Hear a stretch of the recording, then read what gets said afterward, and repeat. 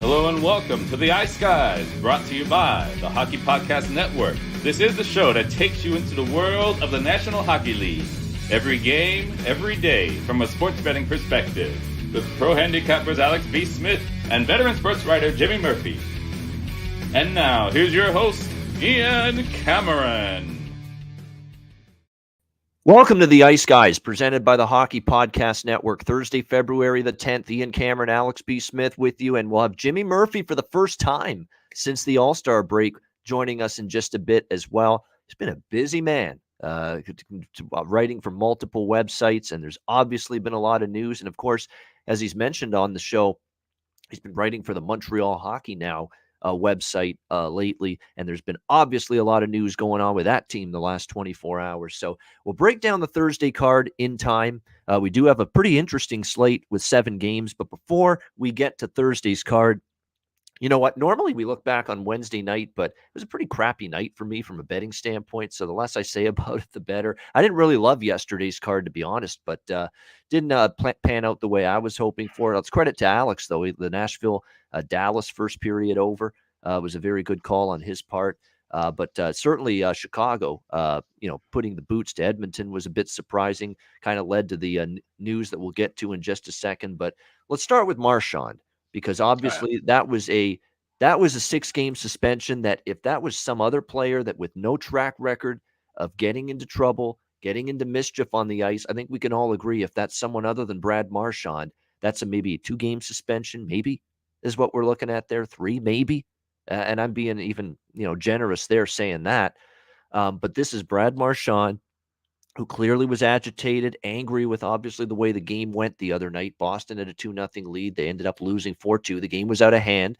They're already down 4-2 at the end when that incident happened with him and Tristan Jarry. And it was just him, losing his cool, and doing something he really shouldn't have. It was a silly decision for him to do that, getting Tristan Jarry's face like that. And now he's paying the price for that incident and suspended 6 games. And Alex, I'll get your thoughts on it. To me, this is just Marchand's track record playing a massive part in the number of games he got suspended. Yeah, I really don't want to hear anything else from Bruins fans or people trying to back him up, say, well, he's not a rat. He's not that dirty of a player. He's cleaned up his image. It's all bullshit. Okay, this guy is now tied for the NHL record with Chris Pronger for the most suspensions in history, 13. He's lost $1.4 million due to suspensions because of just doing insanely stupid shit. This might be the dumbest thing he's done other than licking a guy out of the 13 suspensions that he's got. I don't even think he got suspended for that, to be honest. I think if I recall it right. And that was pretty high up in the dumb category, the licking incident. Exactly. Yeah. So to the game's well in hand, and you're just trying to stir up some shit by pushing over a goalie, punching a goalie in the face. It just made no sense whatsoever. And now you're going to hurt your team for the next 6 games in spots where they've already struggled. We'll talk about it later on, where tonight you're playing a team that housed you in your own house 6-0 in the first period and route to what, 8-2, 8-3 victory. And you're struggling to even, possibly be in a wild card spot right now. Like, you cannot hurt your team like this. He's basically Nazem Kadri. He's just way more talented than he is, but it's the same shit. They do these stupid things and put their team in jeopardy at the wrong time. And next thing you know, now they haven't won a cup and now they're out of the playoffs, all because of, the momentum. These 6 games, that potential 12 points could mean the difference between not just them being a division, winning the division or just making the playoffs. It's between them getting into the postseason at all this year. So you just can't afford to do stuff like that. Again, every game is valuable. It's a great point. Every point is valuable, and you'd like to have your best player 1A, 1B with David Pastrnak up front, at least offensively. Obviously, Bergeron, too, is in that category in terms of most valuable, at least forwards, if not players on the Bruins. And, you're hurting your own team. You're taking yourself off the ice, and you're a valuable, important component to what makes the Boston Bruins go and what makes them function. Now you're going to be without that player for 6 games because of selfish, idiotic stupidity, as far as I'm concerned. So unfortunate there, but Brad Marchand, 6 games. We won't be seeing him for a little bit of time. And then you have, it seems like and then the other big pieces of news, coaching changes. Doesn't it seem like these coaching changes and firings all happen like within a day or 2 or 3 days at a time? It's like they all come in bunches. It's like a flurry all at once. And yesterday on the show, we were doing the show for Wednesday. Dominic Ducharme's firing became public during our show, and we actually broke the news live here on the show. But what we did not know was who would be filling in the interim for the Canadiens at that time. Marty St. Louis has been tabbed as the interim head coach for the Montreal Canadiens. I don't know how this is going to work. This is a guy with no experience whatsoever, in terms of coaching professional hockey, let alone the NHL. I think they're just hoping that his personality, maybe a player's guy, the residue of winning that he had all those years with the Tampa Bay Lightning as a player is going to come to the forefront here now as the interim head coach of the Montreal Canadiens. We'll see about that. And there were some weird rumors that were shot down as well by Vinny Lecavalier that he was about to become the assistant general manager for the Montreal Canadiens alongside Jeff Gorton here. But apparently he's shot those down. So I actually did believe it just because of the connection and the history that Marty St. Louis and Vinny Lecavalier have had, of course, playing in Tampa Bay, winning a cup with Tortorella way back in 2004. But it looks like those rumors about Lecavalier are not going to come to fruition. But Marty St. Louis as the interim head coach has come to fruition. Look, he might be able to get some more. And I think more than anything, it's trying to reestablish some spirit, some energy, some effort out of this team for the rest of the season. Like that was an effortless game for Montreal the other night against New Jersey. It was a flat out embarrassment to get blitzed in your own building by a team that's really not all that great in their own right. The New Jersey Devils. That was, as Jimmy, who is about to join us now for the first time this week, was alluded to. This has been on the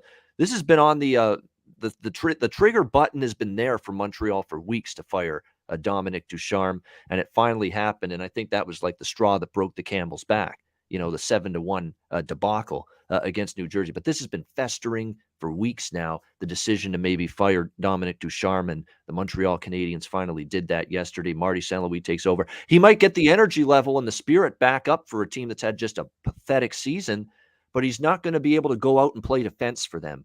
He's not going to be able to go out on their blue line and fix this pathetic defense core that they've had. He's not going to be able to automatically get Samuel Montembeault and Caden Primo to make saves, on a regular basis. That's where the biggest problem is with Montreal. They have no defensive awareness or identity or any sort of halfway competent ability to defend right now. And that's obviously one of the biggest challenges in front of Marty St. Louis is, basically trying to improve this absolutely hideous defensive team right now, which has been just a debacle for a long time. Alex, your thoughts on Marty St. Louis in Montreal? Well, it was just very odd considering the fact that his only coaching experience is with a 13-year-old team in Pennsylvania, if I recall. That's what I read on Twitter yesterday. Kids team, yeah. Yeah, so he has literally zero experience coaching professional hockey. He just played it. He was great at it. A very talented player, no doubt. But that doesn't necessarily mean you can just jump in and coach an NHL team, let alone mid-season, let alone in the middle of one of the worst seasons franchises had in probably the last 2-3 decades. So it just seemed odd. And then when I looked back into it, I'm going, oh, wait a minute. Marty St. Louis is from Quebec. He speaks French.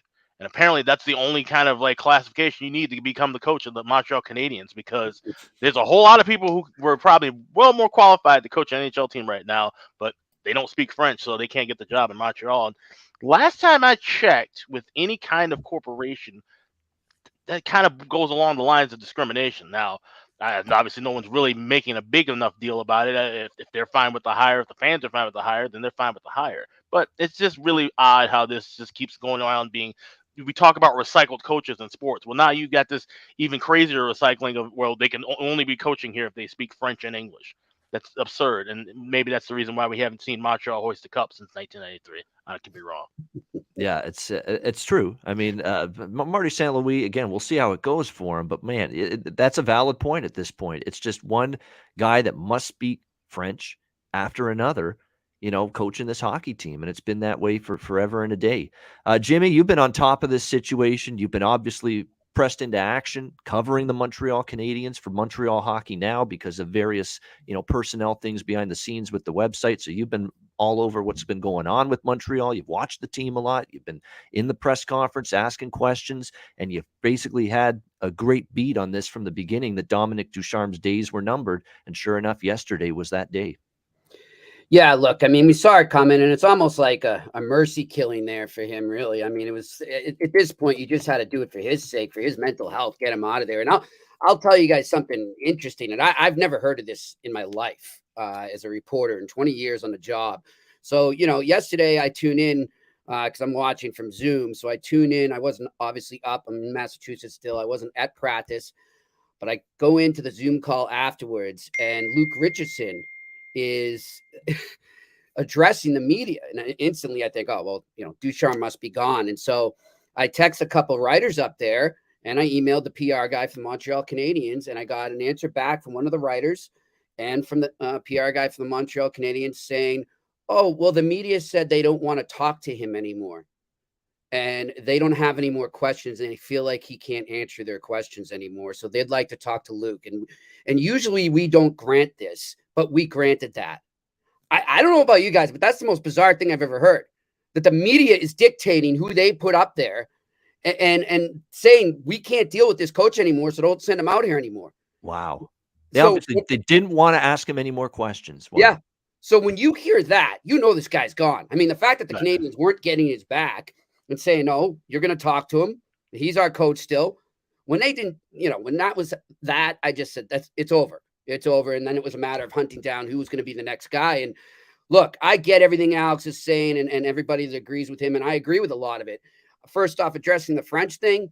Yeah, I think it's bullshit. And it's something that, it is the reason why they haven't won since 1993. And it's ridiculous that has to be the biggest qualification to do it. That being said, I don't know if you guys watched the press conference. And either Marty, I saw little bits of it, but I had to do a show and cut it out early. Yeah, but I didn't see. So we're either going to find out if Marty St. Louis and Kent Hughes are the biggest bullshit artists going, or if they've got something going here. Because man, did they have me sold after that press conference? I have never seen a more refreshing, a more honest, a more no BS approach in a press conference. This is what we're doing. This is why St. Louis is here. I don't care. He doesn't have experience. He has been part of this plan forever. And I thought that was key. He said he has been part of this plan all along, and he embodies what this new culture is about here.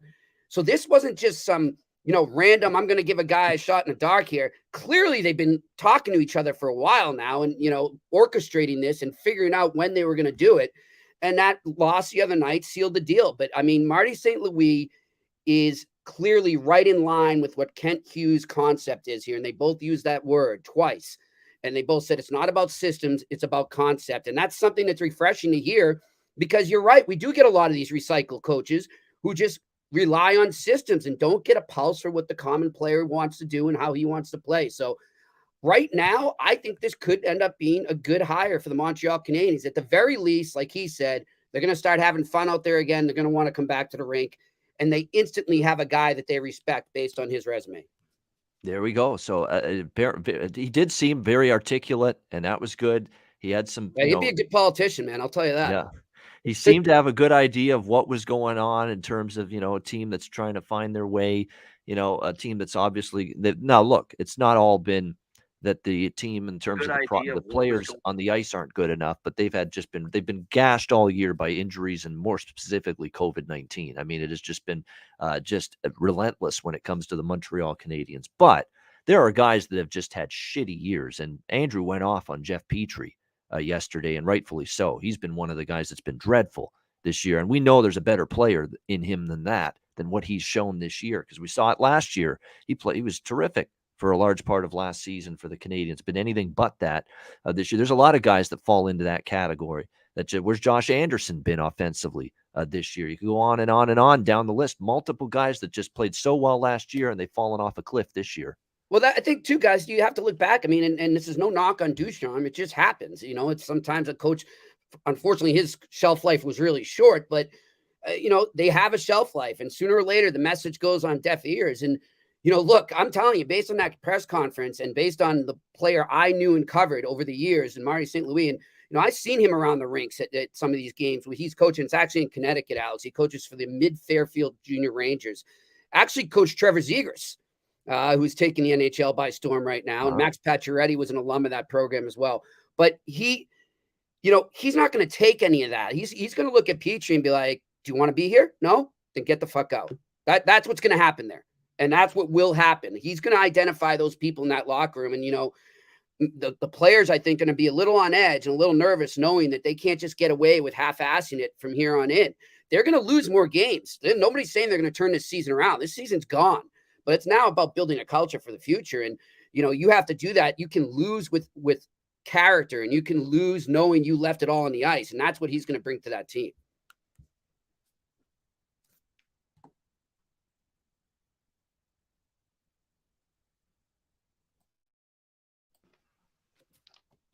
I would expect to see a much more energetic and enthusiastic Montreal team tonight against Washington. We'll see what that means in terms of win-loss, but you would expect that tonight in the first game under the head coach, Marty St. Louis. But at the same time, you can't play defense for them. You can't make saves for them. That's where their biggest issues have been. They've been an absolute dumpster fire in their own zone.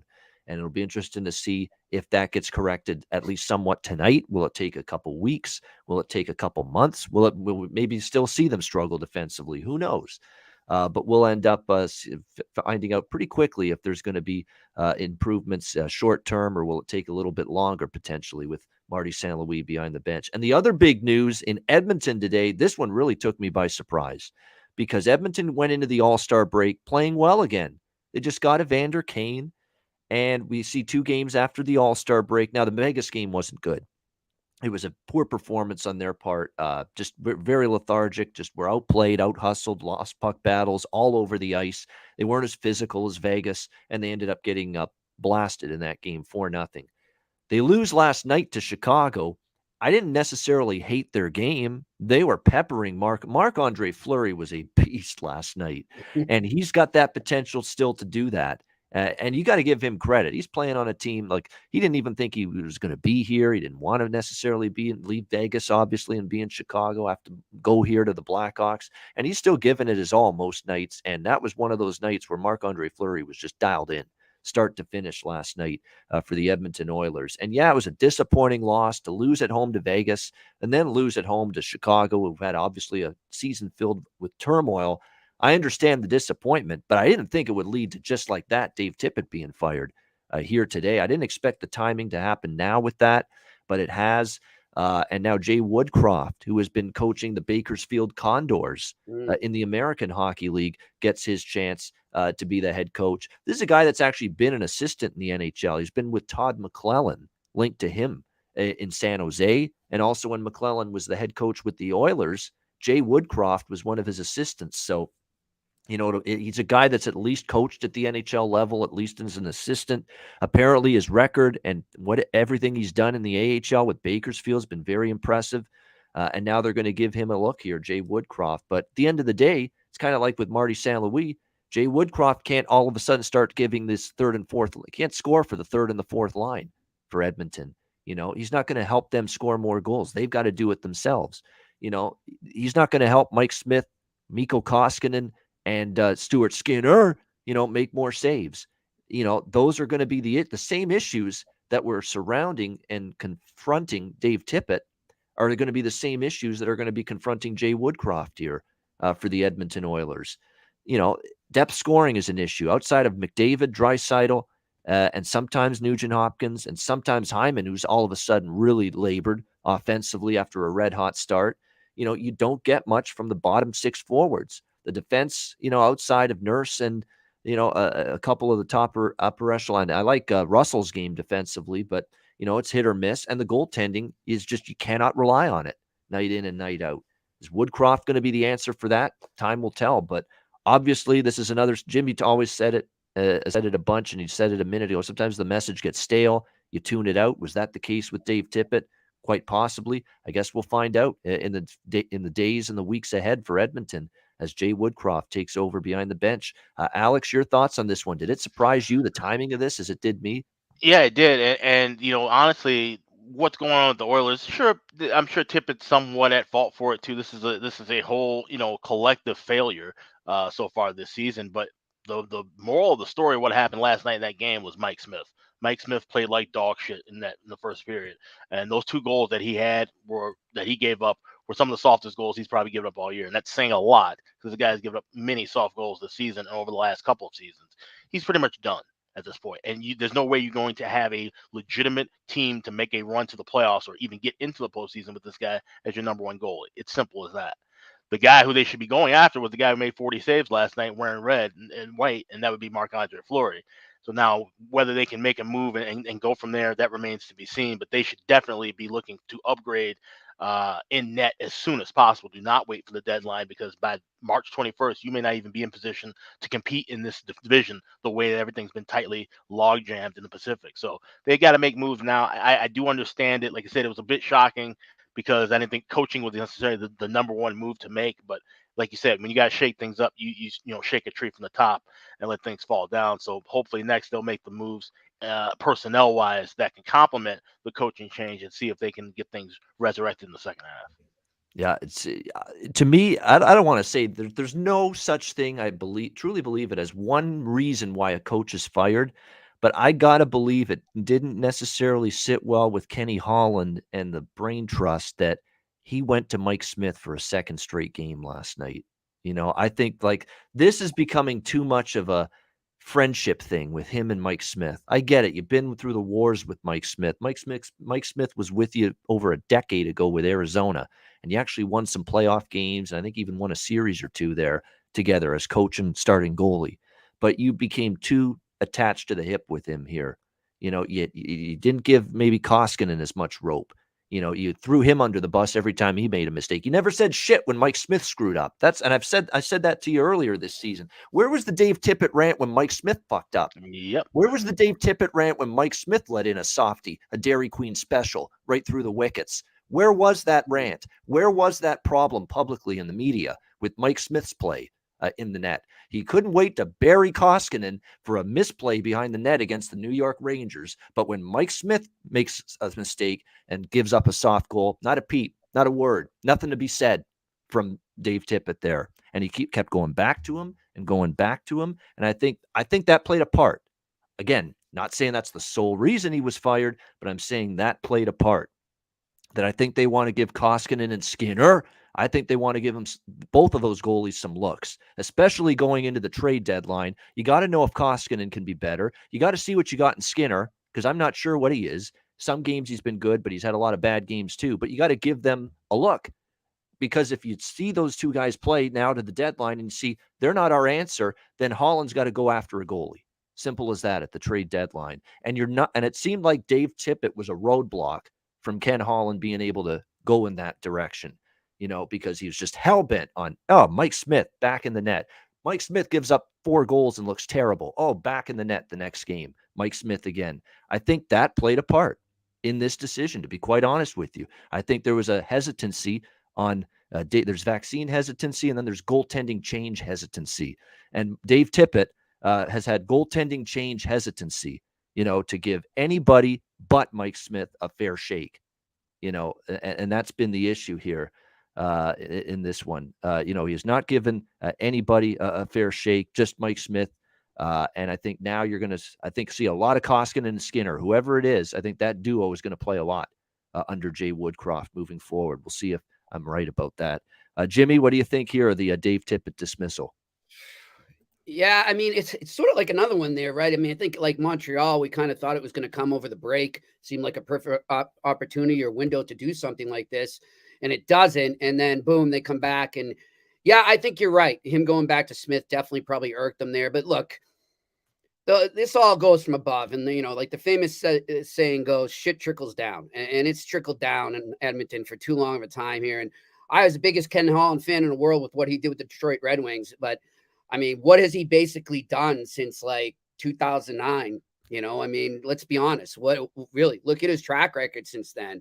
And he's really not done a great job at all with the Oilers. He's mismanaged this cap. He's the one, not Dave Tippett, who brought back Mike Smith on that crazy deal. So, I get it. You need to make a change. You need to try and spark the team. And I think it's more so when you have a team like the Oilers who are still trying to get into the playoffs. They're hoping to get that jump. But I don't know if it's going to do it. I really don't. I don't know if, bringing a guy up from the same mentality within the organization and promoting him is the way to do it right now. I'm not familiar enough with the Oilers to know how many guys in that roster have played for the new coach a lot, and maybe they're familiar with him. If that's the case, then maybe I'm wrong. But if not, I would have got somebody else. I mean, there's some good veterans out there right now. We saw the boost that Boudreaux gave Vancouver. I would have looked more to a big name to do the job there. It's interesting that they made this decision today to fire Dave Tippett, and interesting they just went to a guy that's coaching your AHL team in Jay Woodcroft. So we'll see. But obviously Edmonton has and look, the All-Star break, I said it. I'm worried about the All-Star break for teams that were playing well going into the All-Star break, because a lot of times it throws off rhythm and throws off your confidence. And boy, Edmonton had gotten their game back in a big way right before the All-Star break. And then the All-Star break hits, and now they're 0-2, and they haven't looked particularly good in either of the first 2 games out of the break. It's amazing how that can really disrupt a team's momentum when they're playing well. Look at the stops and gaps they already had, guys, right? With COVID, injury. I mean, it's the whole season's just been, you start to go, you start to rev up, and then boom, you got a COVID outbreak, and you have to shut down everything. Games get postponed. So when you can finally get that momentum, I mean, I saw it here with Boston too, and when you finally get that momentum going, you don't want to stop playing again. So yeah, I think that definitely affected the Oilers. Yeah, definitely. We'll see how it goes as Jay Woodcroft takes over behind the bench, and if it can spark the Oilers to a turnaround, and as they are on the outside looking in and need a strong finish to be postseason bound. All right, let's go to the Thursday card. We got 7 games. We'll start with Washington and Montreal. We got Washington minus 210, road favorites, 6 the total in this game. We won't talk too much about Montreal because we just did a few minutes ago, but obviously debut of Marty St. Louis behind the bench. You would expect the Montreal Canadiens to certainly have some spirit and some energy again, which they had nothing of the other night against the New Jersey Devils. We'll see if that leads to a better and improved effort here in this game against Montreal or against Washington tonight. For the Capitals, no Alex Ovechkin tonight. Big news there. He's been added to the non-roster injured reserve as of right now for the Capitals, and won't play tonight. So that's unfortunate for Washington. Of course, still without TJ Oshie, who's been out for a long period of time. So definitely some concerns here right now when it comes to the Capitals. But even with Ovechkin out and obviously Oshie still out, still could light up Montreal if we don't see this team improve defensively. Will we see it tonight is the question. That remains to be seen. Now, tonight, maybe we see this team just, all of a sudden they get good goaltending. All of a sudden they show up defensively. But I think there's a lot of what ifs, and there's a lot of assumption in that based on, they got a new head coach now, Marty St. Louis. Suddenly they're going to be this 90s Devils defense. No, that's just not going to happen, in my opinion, overnight. So, and I've been riding the Montreal overs, that, and I'm doing it again tonight. Washington, Montreal over. I understand maybe this is a night where we see Montreal dig in a little defensively, be better, and obviously Washington, no Ovechkin does hurt, but I still think Washington scores a bunch. And let's also keep in mind how Washington defensively has been a little subpar lately as well. And their goaltending can't be trusted at the moment. Samsonov's going to be in net, but he was awful in the last start against Edmonton. He got pulled in the first 10 minutes. He's struggling. Vanacek's out. Copley, obviously, getting the start last night. He's not ready for starting duty consistently. He got shelled for 5 by Columbus. They've got issues right now keeping the puck out of their own net too. So look for this energized Montreal team to score some goals tonight. So I like over here in this game. Alex, what do you think? Capitals, Canadiens. Yeah, I would lean with maybe looking at first period over. You're only laying $1.30 there, and possibly with Montreal in the first period on the money line as well at a plus price. I think Jimmy talked about it with St. Louis in the press conference. It seems like he's going to instill some confidence, and like I said, maybe just a fresh approach is something that they need now. Like I said, once it gets down to X's and O's against some other tougher coaches in certain matchups, then we might see the glaring weaknesses. But for right now, Washington being in poor form anyway, with no Ovechkin, maybe the Habs can come out flying, at least get a good start. I don't know about maybe a full 60-minute effort because they're still having the issues in goal and the issues in the back end. So I'll go with the first period over 1.5 minus $1.30, and I'll go with the Habs first period plus 150 on the money line. All right, there we go. Liking maybe the Habs first period money line. They're a good price with that, plus 150. And Alex leaning toward Washington, Montreal first period over as well. Jimmy, Washington, Montreal. I love those two right there, guys. I mean, those are one of those I'm going to decide by the end of the show, which is my best bet. But yeah, I'm all over that first period, Habs money line and the first period over. I think they come flying out of the gate. I mean, Kent Hughes said look, we were just back there when Marty met the team, and if you were there, you would have had goosebumps. So he gave them some crazy pep talk. This team's been in need of some kind of spark. They've got it now. And if you look at Josh Anderson, too, the way he was after that game the other night, said, no, this has become embarrassing. Enough is enough. I'd put a prop on him to get a goal as well. So those are 3 bets right there. I'm tempted to take the Habs overall to win the game on the money line. But for now, those are my 3 bets on this game. Yeah, it's kind of. I definitely think they're going to have a great energetic performance. You're going to see them dancing on the ice, and I think they're going to have a shot to win. But I think the first period is probably the better option. That they're going to come out strong that first 20 minutes in that game. I'd like it more for Montreal if Washington didn't collapse against Columbus the other night, because I know they're pissed off, and they're probably coming to play tonight. Even without Ovechkin, they're coming to play tonight, but. Definitely, you would expect a good, energetic 20 minutes to start this game from the Montreal Canadiens, and no question about that. All right, next up, we've got the Carolina Hurricanes and the Boston Bruins, or what's left of the Boston Bruins, I should say. We've got Carolina minus 150 in some spots now as road favorites in this game, and the total right now currently 5.5, pretty much across the board in this one.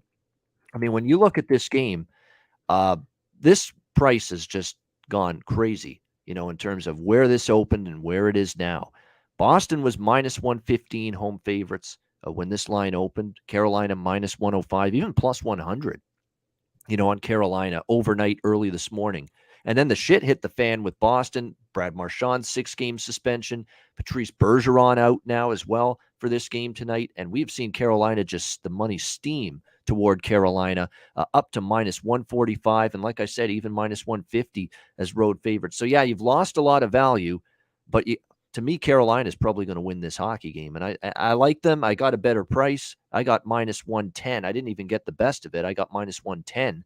With Carolina, but certainly that's better than the minus 150 you see right now. And I understand Carolina humiliated Boston in this building on Willie O'Ree night, and there is some significance to that, and that the Bruins probably want to make amends for that. But it's a Boston team that can't beat really good teams. They continue to struggle in that regard, and Jimmy knows that too. Another loss against a good team the other night against the Pittsburgh Penguins, a 2-0 lead early. Pasta with a terrific first period. And they can't sustain it. They lose 4-2.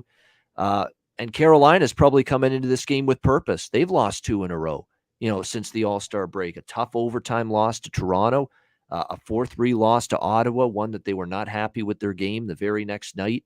So I think Carolina's bringing it tonight. And I don't know if Boston, without Marchand, without Bergeron, with very little that you can count on, night in and night out, I'd like to be able to count on Charlie Coyle every night to chip in. I can't. I'd like to count on Taylor Hall every night to chip in. I can't. Jake DeBrusk every night to chip in. I can't. That continues to be the problem here with Boston. And I think Carolina, off 2 losses, even though they pounded the Bruins, they're not taking anything lightly or for granted here. There's a good hockey team. They avoid long losing streaks. They've done so all year. And Boston, without 2 of their that's their top 3 forwards by far. Pasternak, Bergeron, and Marchand, and 2 of the 3 are not playing tonight. I think they're in some trouble. I like Carolina here. Again, I don't like the price now, minus 150, but I'd still play it right now with Carolina. I don't want Boston tonight. Alex, what do you think here, Carolina, Boston? So this morning, I automatically just played Boston, Carolina first period over. It was at minus $1.20. It started at 25. They went up to 30. I thought that was a great move considering, what the Bruins have been doing in the first period, and not necessarily what they've been doing. I should just say what's been happening in games involving them in the first period, because it hasn't always been them getting off to the best of starts. But either way, we've been seeing 2 goals or more scored in that range. So the first period over was the play for me. But then I went on and grabbed Carolina. I actually grabbed them in regulation at plus $1.20. Once I heard the news with Bergeron being out as well, because I knew there was going to be a move there. And obviously now, like I said, we've seen this from $1.15 to $1.50. So now you're actually laying a short price too, probably laying $1.05 with the regulation. But I still like that more. Like I said, they dominated Boston the last time they played. That was really a reunite. And like I said, ceremonies can sometimes be a little difficult, but Carolina, the way that they just jumped all over them, and that was with a pretty loaded, a mostly loaded Bruins roster compared to what we're going to see tonight. You've also got Anderson back in net, who's 13-1-1 in his last 15 starts. it just seems like the perfect storm right now for the Canes. And for the Bruins, I mean, like we talked about earlier with Marchand, it's just, you can't put your team in a hole like this. And especially now, like I said, with Bergeron being out, as now it just makes what happened even, dumber, honestly. So, you wonder what's going to happen these next 6 games. Like I said, if there's a difference of 12 points in any spot between where the Boston ends up, because, it's a result of what happens in this week without Marchand, then, he's got to look at himself in the mirror and be, wow, I may have possibly hurt my team out of a chance of moving up into a playoff spot, or moving within through the playoffs. So this just seems like a Carolina spot. I like the Hurricanes in regulation. I like the first period over. Yeah, and the thing with Bergeron too, we know Marchand's gone for 6 games with the suspension, and it was just silly and foolish for him to do what he did. But with Bergeron, it's a head situation for him with his absence. So this could be just 1 or 2 games. This could be a week. This could be 2 weeks. You don't know with the head injury and how long it could be. So these are significant concerns, and they do have a couple of their depth defensemen missing as well. Obviously, Jakob Zaboral's been missing for a while. Urho Vakanainen is also missing right now for the Boston Bruins. So definitely some concerns right now for what they're going through. And now they've got to face one of the better teams in the NHL, and a team that's obviously probably not in the greatest of moods after losses to Toronto and Ottawa the last 2 games for the Hurricanes. So going to need to have all hands on deck if you're the Boston Bruins here tonight in this game. It looks like it's going to be DeBrusk, Coyle, and Smith, second line, and that first line totally revamped. Pasternak, Eric Haula, and Taylor Hall right now on that top line tonight for the Boston Bruins. So look at the difference having no Marchand and no Bergeron makes. Look at that. All of a sudden, you've got to have Eric Haula in the number one. And he's a nice, hardworking player, Eric Haula, but number one center tonight for the Boston Bruins. Tough ask. What do you think here, Jimmy, Carolina, Boston? Well, just in terms of the lineup, quick there, just to kind of defend the roster's decisions with Bergeron and Marchand out there. Basically, what they're doing there, Ian, they're just moving that second line into the top line, and they become the top. But to be honest, if you look at the stats over the last month, that line of Haller, Hall, and Pasternak has completely outscored Marchand, Bergeron, and what's usually been Craig Smith. So I'm okay with that, but still, yeah, there's no discounting the loss that's going to happen here. And the fact that, I didn't get to talk to you guys yesterday, and, I'm going to tell it like it is. And I've defended Brad Marchand here before and, said it's not fair how, he's proven himself to be an elite superstar in this league. And then the NHL Department of Player Safety won't protect him when people lay a cheap shot on him. And I bragged about him cleaning up his game. Well, all that is just washed aside. We are back to square one, because that was that was beyond worse than the licking and Barrett. This was just selfish hockey by Brad Marchand. He literally screwed his team. The fact that he did that after what happened to Patrice Bergeron, knowing the concussion history that Patrice Bergeron has and what they might be up against going forward, was just completely selfish. And for all those Bruins fans out there saying, oh, it was a love tap and all this, you'd be whining and bitching if somebody did it to a Bruin. So take off your black and gold glasses, because it was dirty and he deserved more games in my eyes. And if I was Bruce Cassidy, I'd bench him more games. And you see they were putting him in a bag skate today. Well, he deserves it. It was just a completely selfish act, and I'm really disgusted by it from a guy that's supposed to be a leader with the Boston Bruins. As for this game, this is the Jimmy puck line of the century right now. The Carolina Hurricanes are going to destroy this Bruins team tonight in my eyes. Like you said, Ian, they're coming in ticked off at their last 2 games. The Bruins are in disarray right now. They're also, don't forget, they're absorbing the fact that they just lost Tuukka Rask forever. A lot of stuff has happened to them in the last 48 hours mentally, not just physically. They're just going to be a mess tonight, I think. And I like Carolina in the first period. I like them all together on a Jimmy puck line. And I love the over in the first period as well. This is going to be a blowout in my eyes. All right, there you go. First period puck line Carolina, full game puck line Carolina, and first period over for Jimmy. 3 opinions on this Hurricanes and Bruins game for Jimmy on this one. We'll see if Boston can hang in there, but this is obviously a situation where it feels like they're really up against it tonight, shorthanded, 2 of their best players, and facing one of the best teams in the NHL in a focus spot, probably after 2 losses to the Leafs and Senators. All right, we've got Pittsburgh, Ottawa. We've got Pittsburgh -190 to -200, road favorites, 6 the total in this one. I think we have a live home underdog here. I'll be quite honest with you. As someone that's been looking to bet Pittsburgh a little bit, and I certainly took them against Boston the other night, getting a nice little underdog price in that game, winning that game 4-2. Let's be honest, Tristan Jarry held them in. It was 2-0 Boston. It could have been 3 or 4. He was terrific in the first period, and then that was clearly a wake-up call. Whatever Mike Sullivan, and clearly he had something to say in the first intermission after that 2-0 deficit in the first period. It worked. It was a different Pittsburgh team after that. They came back. They won that game 4-2. This Ottawa team, though, they get up for the best teams. They really do. Look at these recent games. They lost in overtime to Washington. They ended up taking Carolina to a shootout, 3-2 in this building on January 27th. They beat Edmonton in overtime, 3-2, when the Oilers were starting to play better. They beat Carolina a couple nights ago, 4-3. They seem to really play their best against better teams, Ottawa. They get fired up for these games. They play better. I think they're potentially, and then you look at recent series history, believe it or not. Ottawa's won 3 in a row in Ottawa against Pittsburgh. Crazy. They've won 3 straight home games against Pittsburgh, 6-4, 2-1 in overtime, and 6-3 last year, or 2 years ago, rather. They ended up beating Pittsburgh 6-3 in this building. So they have actually had interesting amount of success here in this series against the Penguins. And, to be honest with you, again, with Pittsburgh's performance against Boston, yeah, they won the game. They did play better in the last 2 periods, but that was Tristan Jarry really playing well. 45 shots allowed in that game. It's to me, it was a win, but they kind of got away with a few things. Their defensive zone cut, they were running around a little bit, especially early in that game. Ottawa seems to be playing a really good team game, and I got to give them credit because I didn't necessarily expect this kind of strong team-wide performance, considering you don't have Drake Batherson, you don't have Josh Norris. Those are 2 of your best forwards right there, and Ottawa has still found ways to get the job done, and Matt Murray's got it going in net, and it's going to be Casey DeSmith tonight, by the way, for the Pittsburgh Penguins, and he's no Tristan Jarry.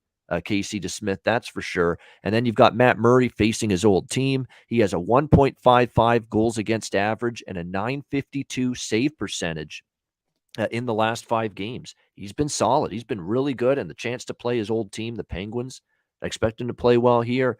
I'm taking the shot here. Plus 160, plus 170 with the Ottawa Senators in that range as a very live home underdog, I think, tonight. Alex, what do you think? Penguins, Senators. Yeah, I would lean that way. It's not gonna make my card. And like I said, the track record and looking at Murray going up against his old team too, those are definitely some factors that I could see that would make sense with backing Ottawa. I just this Penguins team, I feel like even though we've seen them kind of have their struggles, they had to win and then had a 4-game losing streak before that. I think they might be able to get things rolling. This is going to be a live game for me, if anything. If they start off hot, they could bury Ottawa. But at the same time, they start off a little bit sluggish. Ottawa keeps this momentum rolling from the last couple of games, and it could be theirs to take it home. This is definitely a wait-and-watch game for me. All right. Maybe a live betting game here for Alex in this one. So it should be interesting. And Malkin again out once again for the Pittsburgh Penguins. Now, they overcame his absence against Boston. A lot of teams do that, right? The first game without one of your best players, you rise up and you win. They did that against Boston. Now there's a second game without him. Do they bring that same focused, intense, strong mindset, play a solid game? Again, they did play well enough to win against Boston. They capitalized on their chances, but they also gave up a lot of rubber, toward Tristan Jarry. And if that happens tonight with Casey DeSmith in net, chances are going to be less likely for Pittsburgh to emerge victorious. Jimmy, what do you think here, Penguins, Senators? Well, you know what, guys? You're reading this right. In terms of the way I don't have that. I should have looked it up before I got. I'm sorry. I've just been so crazy busy. But I'm sitting in the press box with a couple Penguins guys the other night.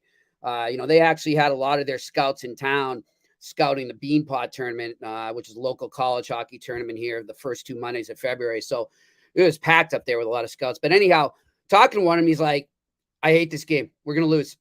It's just it. We don't win in Ottawa. And that's from a Penguin scout right there telling me that. So I'm with you on this. Give me the Senators on the money line as a live dog here. I love them here. And they have played the Penguins tough there. And they're playing better hockey in general. And, man, it just, yeah, they've had some stinkers. And, yeah, they're not going to playoffs or anything. But you can't ever say that the Sens or the Habs, or what the Habs have been, right? They don't give up. They don't roll over no matter what the challenge is. They keep scrapping. And that's dangerous when a team that comes off a win like they did against the Bruins, really emotional win, where Mike Sullivan did say afterwards they really got outplayed, and not for Jerry, they don't win that game. That sloppiness tends to carry over sometimes when you get an emotional win because the win hides it. So give me the Senators. Yeah, I have a small bet on the over 6 as well here, but it's just small just because of the series history. It's 5 straight overs head-to-head, Pittsburgh and Ottawa. But the thing that concerns me is Murray's playing well, and I believe each of his last 5 starts have gone under the total. And it's because he's played well. So, because has he played Pittsburgh since going there? Because they didn't play him at all last year, and then he's been hurt this year. So is this his first time playing his former team? that's a really good question. Let me just see. It means he might be pretty revved up. He was supposed to I think face it them is. January. Yeah, but he was ill. Yeah, this could be the first time. Yeah, I'm about to look through the splits and see officially, but I'm pretty sure this is. I don't recall it happening. No, this is first. Yeah, first. There you go. So there's some even more motivation for the Senators. Yeah, I think he'll play well tonight, and he's played well lately. He has. I mean, you played well against and you didn't get the start against Carolina, but they scored enough for Forsberg that night. But no, every recent start, he's played pretty solidly, Matt Murray, and he'll be incentivized tonight facing, and it is the first time. Yep, I'm just seeing it as well. Yep, facing the Penguins. Guys, here's the question: does Sidney Crosby get his 500th in front of an empty building? Maybe. Wow, yeah, that would be disappointing. That would be really disappointing. Yeah. That's supposed to be a celebrated milestone for one of the best players, maybe the best player in the NHL the last 20 years. And there you go. And you're gonna basically be here a pin drop for the. That's like Kane. Kane hit 2 milestones last year with the Hawks in empty building. So that kind of sucks to see what happened to anybody. Yeah. Yeah, there's no doubt. That's disheartening, and it's disappointing that that kind of thing happens. But hey, that's what's happening right now in these COVID-19 times. But hopefully, closing in on getting things quicker and quicker back to normal. Next up, we go to 2 teams playing for exercise here: Columbus Blue Jackets and the Buffalo Sabres. We've got Columbus minus 120 road favorites in this game. The total 6 across the board. I'm going to keep this simple. I like goals in this game. Columbus is trending over. They are scoring. Patrick Laine, anytime goal scorer, jump on that. He's got it rolling right now for the Jackets. He's playing well. He's fine. He's showing his offensive side, which we know he's got the ability to shoot the puck. He's still got a very good release. He's finding ways to get open in the offensive zone and get those scoring chances. So I think Patrick Laine is someone you look at for a Columbus goal scorer prop tonight in this game. He's starting to get it rolling for them. Buffalo can't keep the puck out of their own net half the time. It's probably going to be Dustin Tokarski in net for the Sabres tonight. In this game, it'll be Merzlikins for Columbus, who's kind of struggled lately.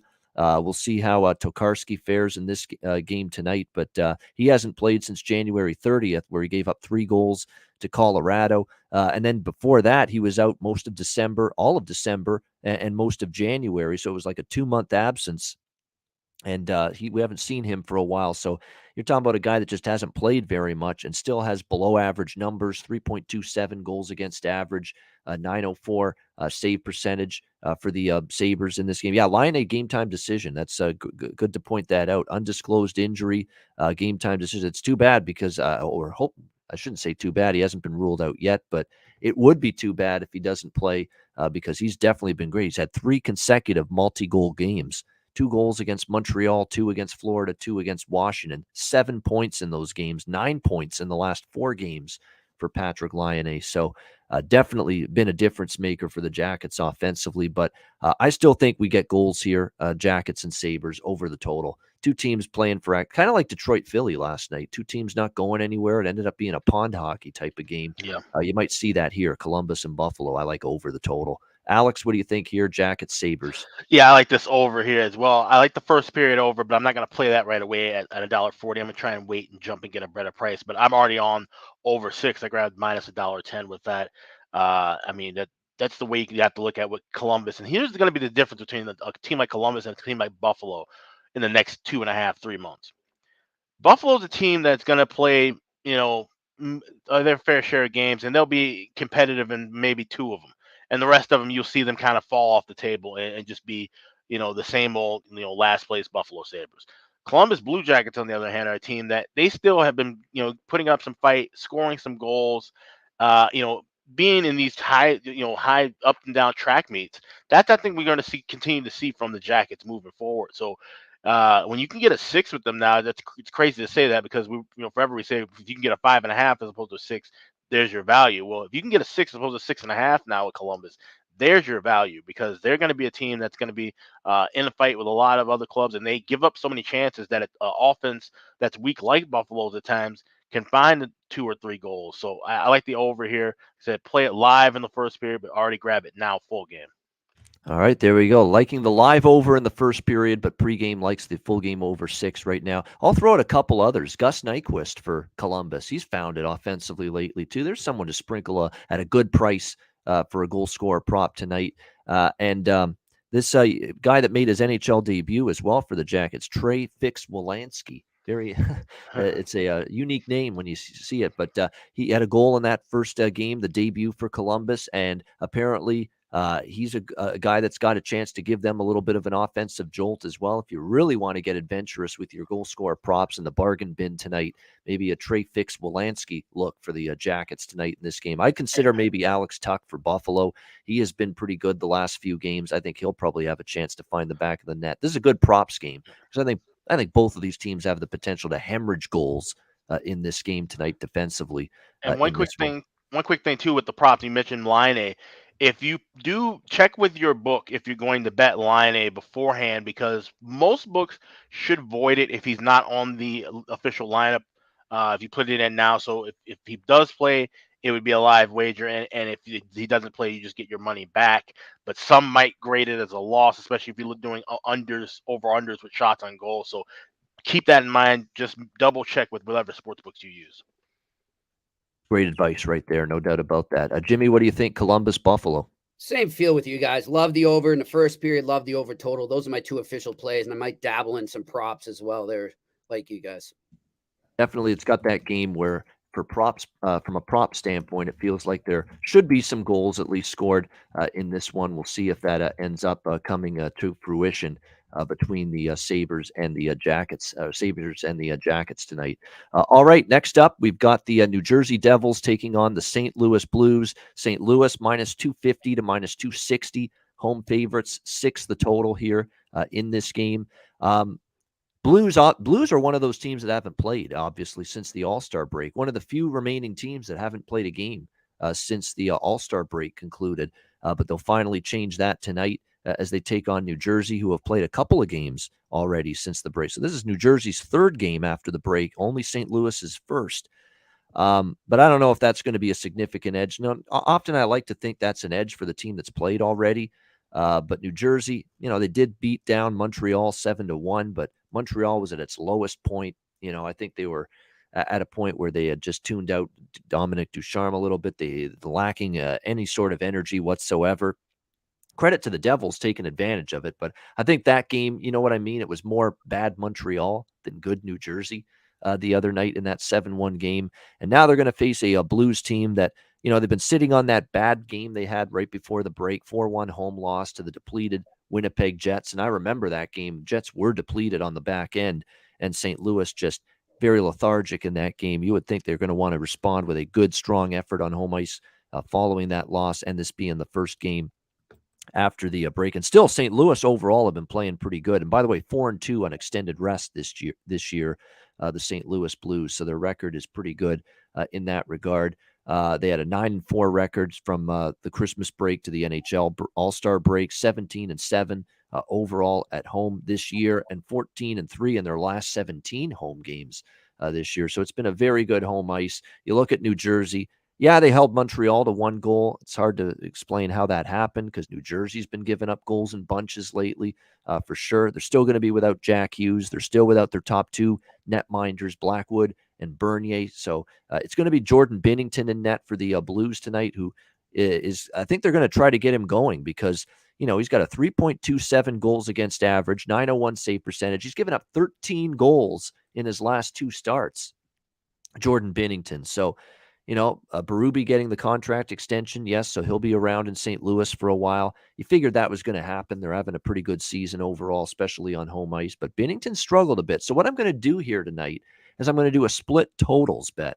I do think St. Louis will get their share of goals, so I like St. Louis team total over 3.5, minus 130. But I also like the full game over because of the fact if it was Husso, I'd only bet the Blues team total over because Husso's been terrific in net for the Blues lately. But they're going with Binnington. I know they're trying to get him going and get his confidence back, but he's just not been good going into the break, and I don't fully trust him where I could see New Jersey, chipping in 2 or 3 goals here. So I'm going to go with not only the Blues team total over 3.5, but also going to go with the over 6 here, the full game total, which is currently minus 120. Alex, what do you think here, Devils and Blues? Yeah, I grabbed this first period over as well earlier at minus $1.35. It's at $1.40. That's kind of my threshold. You could try to wait and play it in game at a little bit lower of a price at this point now, but this has been a great spot for New Jersey, 8-2. St. Louis 7-3 in the last 10. And of course, New Jersey had that great streak, 16 games with a goal in the first 10 minutes. That was finally snapped before the break, so still 16-1 in the last 17 with that. So you do see scoring early with the Devils, and like I said, with the Blues as well. So like I said, Binnington being kind of the shakier option, and you want to give him some work against a weaker team, but that still doesn't mean he's going to just come out there and pitch a shutout. So I would definitely see some goals early in this one. I like the first period over. All right, first period. And New Jersey's been trending that way as well. It is worth noting they have been serious first period over machines. So that might be worth a bet. I might add that personally as well. Like I've not been huge on the first period overs like Alex, but when it's been a strong trending over team, like I remember the Boston-Dallas game, I jumped in on a first period over there. I've gotten involved, and you could see that here for New Jersey. And no doubt, this is Craig Berube saying to Jordan Binnington, here you go. You won a cup for us a couple years ago. There's no back-to-back. We're playing today, then we're playing Saturday. We're giving you a chance to come out there, play well, lead us to a win, get some confidence back, and we still want you to be our number one guy. But, if he struggles tonight again, then there's going to open the door again for more starts, probably from let's be honest, the guy that's been the hotter of the 2 goalies the last several weeks, and that's Ville Husso for the St. Louis Blues. Jimmy, what do you think here, New Jersey, St. Louis? Yeah, guys, I actually got to get going because I got to call into a Zoom call, but I will give you my last 3 plays, and it's pretty simple. For the last 3 games, I'm over. Wow. And I like in the Calgary-Toronto game, I'm liking a draw. All right, and the draw for Toronto-Calgary at a nice plus price, north of plus 300 there with that. And the over in this game, Tampa-Colorado, the game of the night, which we'll get to, and, of course, Toronto-Calgary. All right, Jimmy, we'll let you go. Good stuff. See you. There he is, Jimmy Murphy. Let's go now to the next game of the night for sure, at least on paper. Hopefully it lives up to that in terms of the play on the ice. Tampa Bay Lightning, Colorado Avalanche. Doesn't get much better. This is a legit Stanley Cup final preview. There's no question about that. This is every potential to be your Stanley Cup final once we get into late June. We've got Colorado, minus 115, home favorites here, the total, 6. Shaded to the over in this game. Looking forward to this matchup. You'd be looking forward to it more if the Colorado Avalanche had Nathan McKinnon. It is very unfortunate, that he's still out, not ready to return here for this game tonight for the Colorado Avalanche. But it is what it is. You got to make do with it if you're Colorado. Tampa Bay, Nikita Kucherov is going to play here, returning. Remember, he didn't play right. He missed the last 3 games before the All-Star break with COVID-19 protocol reasons. But he is back tonight for Tampa Bay. I mean, should be a star-studded matchup. Again, you'd love it if McKinnon was in as well. But, Jimmy liked the draw in the Toronto game. This, to me, looks like it's worth a sprinkle to the draw here, in my opinion, with Tampa Bay and Colorado. I could see this being a very close, competitive matchup. I'll say this, you don't get Colorado near even money at home very often, and I kind of think Tampa could win this game, and I kind of lean Lightning, but we're betting prices, not teams, with a lot of these situations. And when you look at it, it's minus 115 for a Colorado team that on home ice this year, it's 20-4. Is that really the price? I mean, it feels like it's great value for Colorado, but when you look at their play, the recent games that they've had, they lost in the shootout to Arizona before the break. They had a tougher than expected win against Buffalo. They had to grit and grind to win against Chicago. They had to come back from a deficit to beat Boston in overtime. They struggled to get past Montreal at home in overtime. There's been a lot of close calls and a lot of we've done just enough to get by. Is it going to be one of those kind of performances from Colorado tonight? Because if it is, that's not going to work as well against Tampa Bay. But are they maybe playing possum and saying, hey, we're cranking it up tonight? The Tampa Bay Lightning, the defending Stanley Cup champions, are coming into our building. And I could also see Colorado, in spite of no Nathan McKinnon tonight, really bringing a terrific effort. And they've certainly got the depth forward-wise to withstand his absence, even against a team like Tampa. So it's a fascinating game.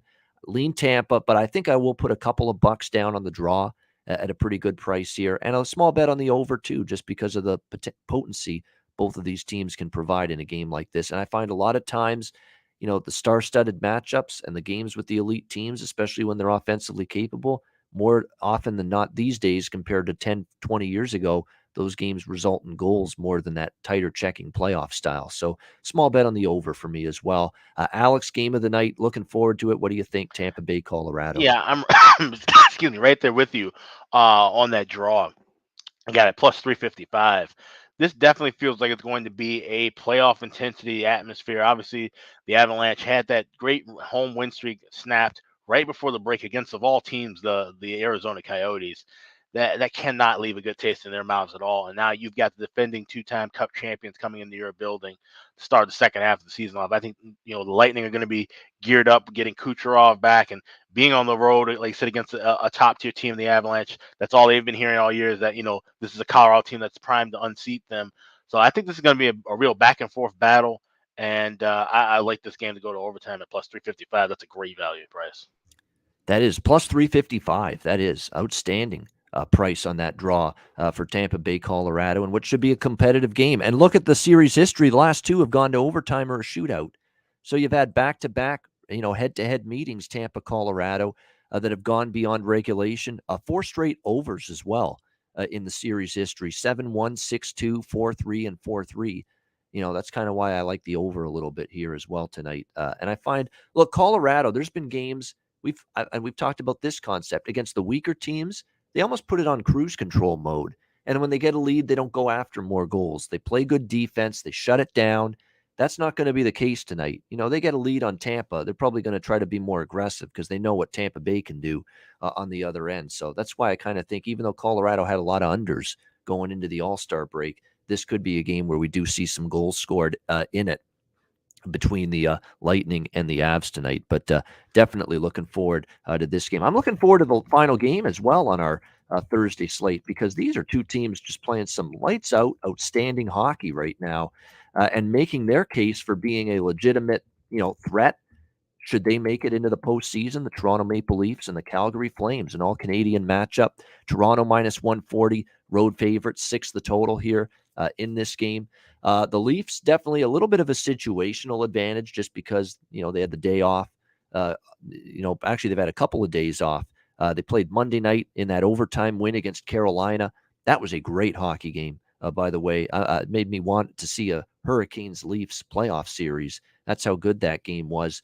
Mitch Marner has been on fire. You already know I like the overshots on goal and him to score a goal. What is it now? Goals in 8 straight games, 10 goals in the last 8 games for Mitch Marner. I know people in our chat are already shouting out, Mitch Marner, why not? 8 straight games with a goal and 10 goals in those last 8 games. And he's shooting the puck left and right. He's become a shooting machine. I've said that now for several games. The shots on goal prop keeps on cashing for him. So I'm already on those props with Marner tonight in this game. As far as the side goes, I lean to the Leafs here. I do, because it looks like Dan Vladar is going to be in net for the Flames, and he's not been nearly as sharp as he was earlier in the season. Markstrom was brilliant last night against Vegas in that impressive 6-0 shutout over the Vegas Golden Knights last night. He was very, very good in net for the Calgary Flames, but probably will be Vladar on the back-to-back. You would expect Jack Campbell to make his first start following the All-Star break. They rested him against Carolina, went with Peter Mrazek instead against his former team. I think Toronto's probably in a better situation here. The 2 days off, starting a road trip, you should get focus. But I'll tell you what, at minus 140, now that it's gone up that high, I think when it opened at minus 115, minus 120, I probably would have pulled the trigger on the Leafs at minus 140 now. I don't know if I want to sell Calgary that short because they are really playing some solid hockey. Johnny Gaudreau is, by the way, on fire for them right now. This is what he's capable of, and he's playing well at the moment for the Flames. I just think, though, there's a goaltending edge for the Leafs, situational edge, and Toronto's finding ways to win every bit as much, if not more, than Calgary right now. It's a great game. Lean Toronto. I just don't know if I want to lay a price that steep now at minus 140, but I'd lean to the road team here in this one, and what should be another good game on the slate tonight. Alex, what do you think here with the Leafs and the Flames? Yeah, this is an interesting matchup for sure. And you got a Flames team we saw. I mean, it was just absolutely amazing how they're able to kind of control that whole game against Vegas the other night. And you got a Toronto club. They've been on a hot run, winning 6 in a row. And I mean, okay, you could say, well, yeah, they beat up New Jersey twice. They beat up Detroit. Beat up the Islanders team that's still trying to find their footing. How much stock can you put into it? But hey, wins are wins right now at this point. We talk about like I said, especially when you look at it, Boston, a team in that division. When I mentioned, 6 games could mean the difference between first and third or third and one of those wild card spots. Toronto's getting the job done right now. So if they can find a way to keep that momentum going against the Calgary team, I think that's going to be tough, a tough ask, honestly. I like Calgary here, the home dog price. I like just the way that they're kind of rounding their game, looking like they did at the beginning of the year. And if they can get contributions, like I said, up and down that lineup, scoring wise, they can start scoring 4 goals a night consistently and getting some good goaltending between Vladar and Marchand. This is going to be a dangerous Calgary team in that Pacific Division that we already talked about. It's kind of log jammed. They can find their way closer to the top if they can get a signature win here at home against the Leafs team. Yeah, definitely. It should be interesting. There's good case to be made for Calgary. You're right. They're getting a healthy plus 120 now as a home underdog. And obviously, they've played some great hockey as of late. There's no denying that whatsoever. We'll see if they can keep it rolling here tonight against the Leafs. Johnny Gaudreau shots on. I was hoping for 2.5. Obviously, you're going to see 3.5. I'd still maybe look over 3.5 shots on goal for Johnny Gaudreau. Look, he's had 7 shots on goal against Arizona. He had 5 against Vancouver. He had 6 against Columbus. He's had a couple with just 3.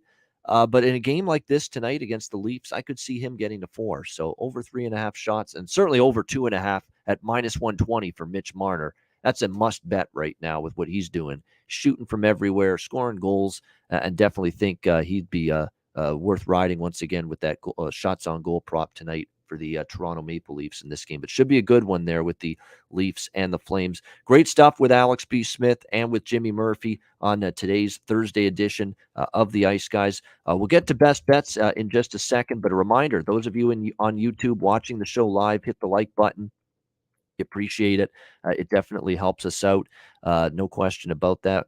Get to best bets in a sec. But first, we want to talk about DraftKings Sportsbook. We've got Super Bowl 56 coming up this weekend, the big moment. It's finally here, but you're running out of time to get involved. Only a couple of days before the big game. DraftKings Sportsbook, an official sports betting partner of Super Bowl 56, is giving new customers 56-1 odds on either team. Bet just $5 and get $280 in free bets if your team wins. DraftKings Sportsbook is now live in New York, meaning you can bet from almost a third of the country. If DraftKings Sportsbook isn't in your state yet, you can play DraftKings daily fantasy football contests for Super Bowl 56. New customers can get a free shot at a $1 million top prize with their first deposit.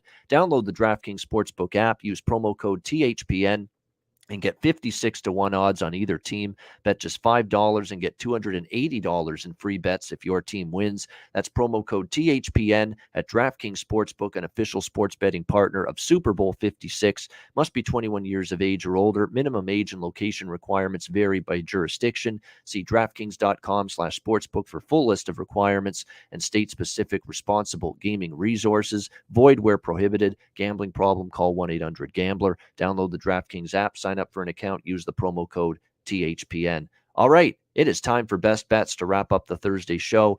Alex, we'll start with you. What do you like for best bet? Yeah, let's go with Carolina-Boston first period over 1.5. You can find it now, like it says, as low as $1.20. I think that's a wonderful price. These two teams have been trending over in that situation. Like I said, now Boston being shorthanded with no Bergeron, no Marchand, and this is a Carolina team that's coming off of 2 really bad losses. I think they want to put the screws to Boston. We saw this cash in about maybe 2.5 minutes the last time the two teams meet. So hopefully more of the same result there. Let's go with Carolina and Boston. First period over is my best bet tonight. All right, Carolina, Boston, first period over. Best bet for Alex B. Smith. I have a small bet on the over in the Toronto Calgary game to answer a little X-ray in the chat. Small bet. But again, I think this could be a tighter game too at the same time. But Toronto is trending over, and I've been on a bunch of them. I cashed with Carolina, Toronto over the total on Monday night. So once I see these teams on these total streaks, I just ride it, and that's what I'm doing with Toronto. But I'm keeping that bet small for what it's worth, Leafs and Flames over the total. My best bet for this Thursday card, I'm going to go with, let me see here. I'm going to go probably Columbus, Buffalo over the total. I like that. It was going to be Carolina, to be honest with, but I don't want to give it as best bet now at a much worse price. I just don't want to do that. It would have been Carolina had we done this show early in the morning. And I do really like the Hurricanes tonight, but I'm going to go with Columbus, Buffalo over 6 for my best bet for this Thursday NHL card. I think it gets there. You got two teams that aren't great defensively, two teams playing for exercise. There's no need to block shots and really dig in defensively. You're not going anywhere, either team, and both teams struggling to keep the puck out of their own nets. So Columbus, Buffalo over 6. My best bet for this Thursday NHL card. And that'll wrap up this edition of the Ice Guys. Thanks to everyone in the chat for joining us. Hit the like button. A reminder, the Ice Guys is live 7 days a week, Monday to Friday, 2 p.m. Eastern, Saturday and Sunday, noon Eastern. If you can't watch the show live, download the Ice Guys podcast in audio form on all major podcast platforms, Google Podcasts, Apple Podcasts, Spotify, Stitcher, and iHeartRadio. Download the Ice Guys podcast when you can't watch the show live. For Alex B. Smith and Jimmy Murphy, I'm Ian Cameron. Have a great Thursday night. Enjoy the games and good luck. We'll talk to you again tomorrow on Friday for another edition of the Ice Guys presented by the Hockey Podcast Network.